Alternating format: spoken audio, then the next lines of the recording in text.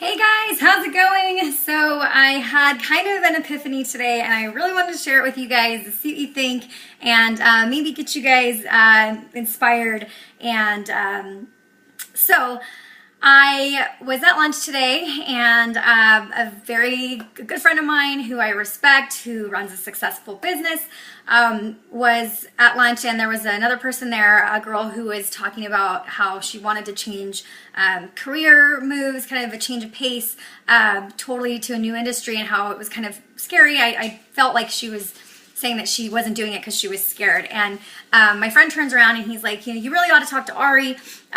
She started a business when she was really young, and she's just done so many different random things, and she's really well connected, and you could probably learn a lot, and she could help you on your way or whatever. And I thought about it, and I'm like, geez, what a nice compliment. But when I think about myself, I'm always trying to be better, and sometimes I'm the first person to say that I'm a little hard on myself, and I see what other people are doing, and I want to be like them, and I know my quirks, I know I talk too fast and things like that, and it's okay to want to be better. But I think that what I kind of realized today is that it's okay also to acknowledge what you're good at and to spread the wealth of that knowledge. And what I mean by that is, if you are a great cook and you are too scared to cook for people because you're afraid of what they're going to say, then you're not only hurting yourself by not cooking and doing what you love, but you're also not allowing other people to experience your amazing food concoctions. So when I started thinking of that and what I really have to offer is that, probably at a young age, I was in a way that was sometimes bad and sometimes good. I was reckless. But I wasn't ever afraid to try something and get shot down. I mean, I always had a little bit of fear, but I pushed through it because I wanted what I wanted so badly. And I really just wanted to make a difference. It came from my heart that I just didn't know what I wanted to do, but I wanted to make a difference. And the internet was just really starting to take off with social media and everything. And so I found that niche.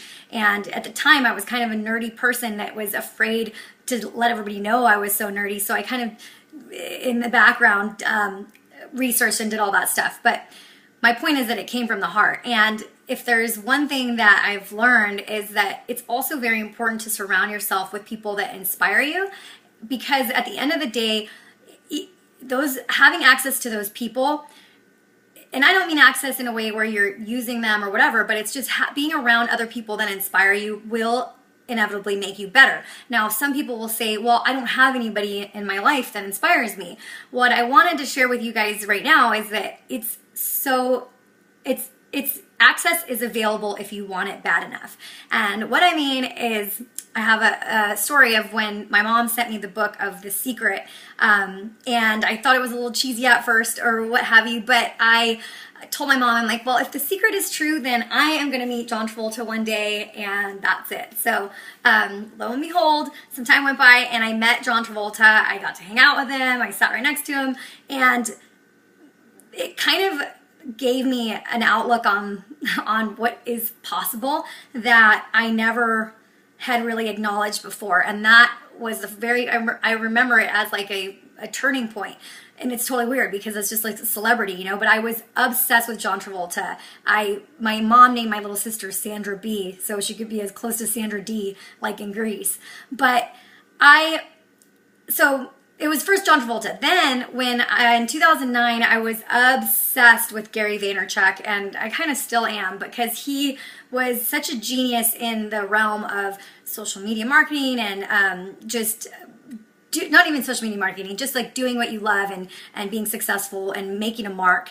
And I watched every video that he put up online. He got me into video blogging and the power of video, and I just doted on every word he said. Well, he came to San Diego, and I tweeted at him, and I don't remember, I was kind of creative in the way that I talked to him, and he we had coffee. And ever since then, Gary is a close friend of mine and somebody that I have access to that honestly is very hard to have access to. He's had multiple best-selling books. He coaches, works with people like Ashton Kutcher and the owner of the Mavericks and even Oprah on social media. So this is somebody that I totally admire and that has now become kind of like a lifelong friend because of the fact that I knew I had to have access to him. I had to just like hear what he had to say.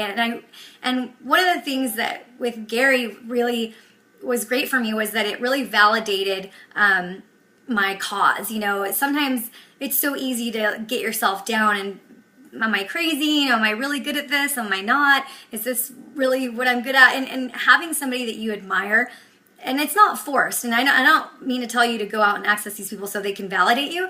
I just mean that for me, that whole process led to Gary telling me, you know, I think what your ideas are brilliant. I think what you're doing is awesome, you know, and give me little pointers here and there.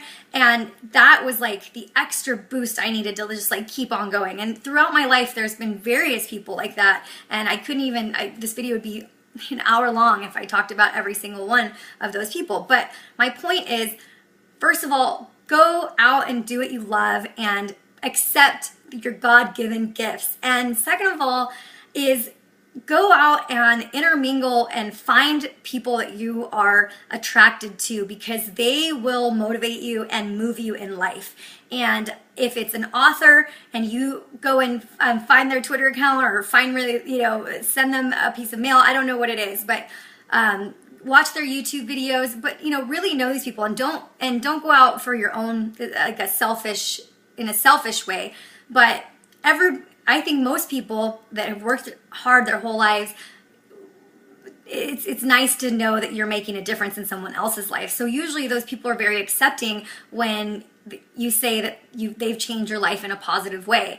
And so just don't limit yourself because you don't have access, because we all have access and it is amazing. It's the way of the future. And I just challenge you guys to just find one like mentor and run with it, and it will help you be happy. And obviously we're all happier when we do what we love. So yeah, that's my little 2 cents for the day. I hope you guys don't mind my long spiel, but see you later.